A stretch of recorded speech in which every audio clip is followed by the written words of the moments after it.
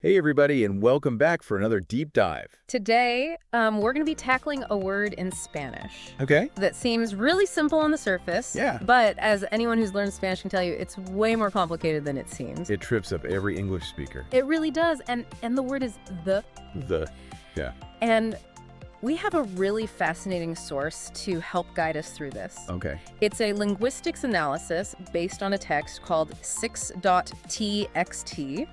Which we will link in the show notes. But what's so great about this is we're not just going to give you a bunch of rules to memorize. Right. We're going to really help you understand how this amazingly complex little word actually functions. And how native Spanish speakers, actually use it naturally. Right. So you can sound more natural in your everyday conversations. Yeah. So I guess the best place to start is with the basics. Okay. As everyone who's dipped their toes into the Spanish language knows, you've got your forms. Yes. El, los, and las. Los and las. And those kind of correspond to like masculine, feminine, singular, plural. Exactly. Yeah, just like we would use he or she in English or add an S to make something plural.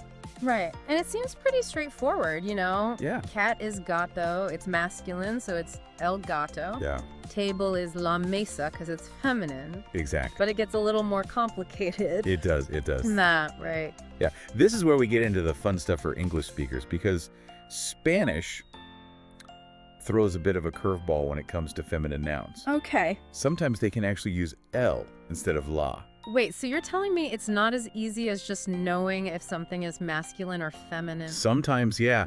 And this is one of those little quirks that can really trip people up. Wow. It all has to do with the sound of the word. Okay. When a feminine noun starts with the stressed a or h, and by stressed, I mean like the part of the word you emphasize, Right. Like the wa in water, Right.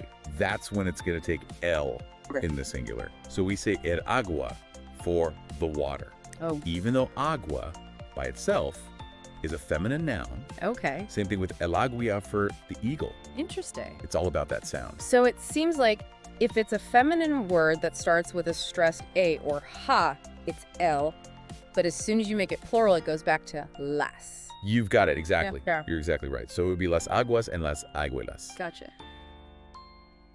It's like Spanish wants to keep us on our toes. It really does. It does. Okay, so that's the basics, but now we've got to move on to something a little more complex, which is contractions. Okay. And I have to say, the word contraction always makes me think things are going to get longer, not shorter. Right. It seems counterintuitive. It really does. Yeah. Can you break down for us what contractions are in Spanish and why they're important?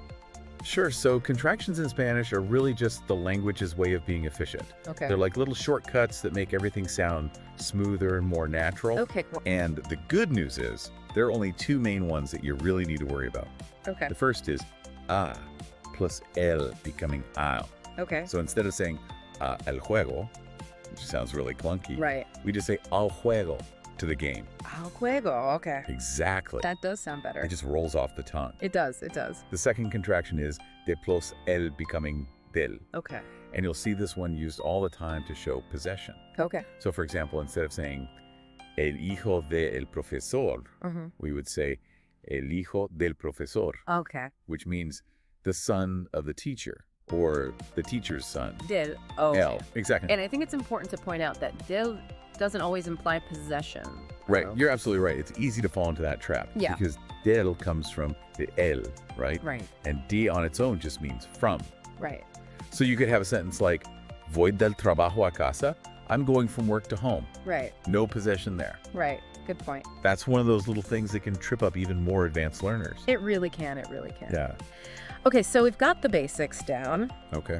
We've talked about how feminine words that start with a stressed a or ha sound. Yeah. We've talked about contractions. And we know we have to really dive into the nitty-gritty. Yes. When do we use the in Spanish? Right. Because it's not always the same as in English. Exactly. And this is where I think it gets really interesting for English speakers. Okay. Because it's not always intuitive. Right. So our source breaks it down into three main uses of the in Spanish, which helps to clarify things. Okay, hit me with those three uses. All right. So the first use is what we call unique. Unique. Okay. And this is for when there's only one of something. Okay. So, for example, la madre de Antonio es policía. Yeah. Antonio's mother is a police officer. He's only got one mom, right? Right. So in that case, we use la because she's unique. Gotcha. She's the only one. So it's not just any mother, it's the mother, because there can only be one. Exactly. Okay, that makes a lot of sense. Okay, good. So that's unique. That's unique. What's number 2? All right, so the second use is what we call specific. Specific. And this is where you're talking about a particular thing among many other similar things. Okay. So for example, let's say you're at a restaurant and you want to talk to the manager. Right. You would say, quiero ver al director. Oh. I want to see the manager. You're Okay. not talking about just any manager. Right. You mean that manager. The one who's maybe causing you problems or the one you want to compliment? Exactly. Okay. So that's the specific use of the. Okay, got it. And then finally we have the general use of the. General. Okay. And this is where you're talking about a whole category of things, Right. not just one specific thing. Gotcha. So the example they give in the text is, el tabaco es malo para la salud. Okay. Tobacco is bad for your health. We're not talking about a specific cigarette or a specific brand. We're talking about tobacco as a general concept. As a whole. Exactly. Wow, so those are 3 really distinct uses, and I can see how easy it would be to mix those up if you weren't a native Spanish speaker. Oh, absolutely. And this is something that even advanced learners sometimes struggle with. Yeah. It's all about being aware of the nuance that you're trying to convey. And that's what I love about this deep dive, is that we're really getting into the nuance Yes. of this really, really common word Absolutely. that we use all the time in English. Yeah. But it has these subtle differences in Spanish. Yeah. And I think for anyone listening, whether you are getting ready to go on a trip, Yeah.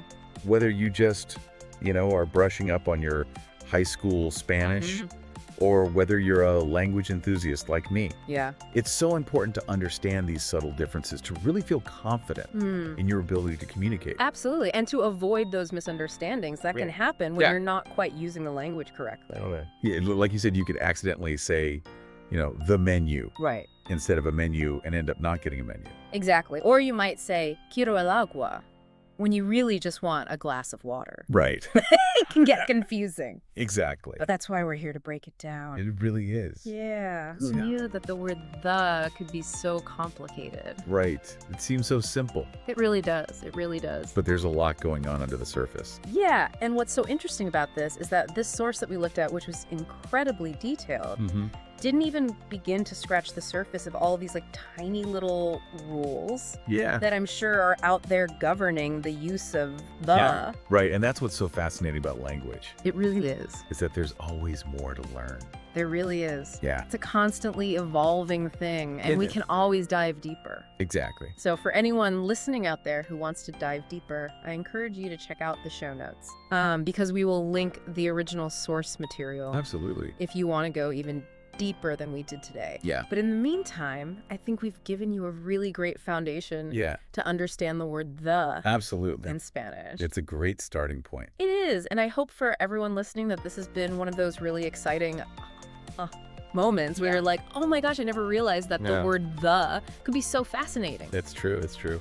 But as always, we encourage you to keep learning, keep exploring, Yes. and until next time, adios.